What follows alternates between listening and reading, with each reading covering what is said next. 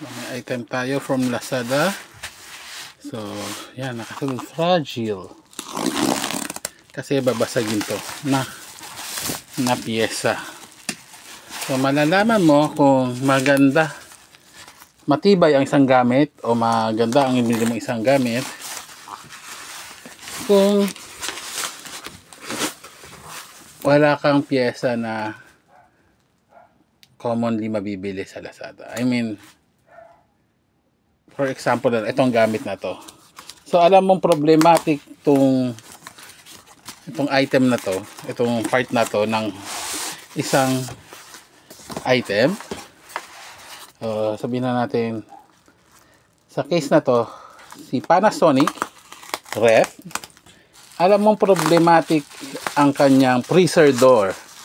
Kasi, makakabili ka ng freezer door sa Lazada. Ibig sabihin, maraming naghahanap ng freezer door. So, ibig sabihin, sirain siya. So, kung wala kasing demand, walang magbebenta. Katulad nito, may nagbebenta at marami din. So, ibig sabihin, sirain yung freezer door ng Panasonic.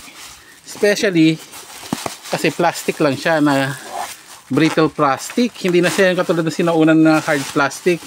Yung mga ganito. Yan. Yan. Ito yung door freezer. Yan. So, ikabit natin siya mamaya.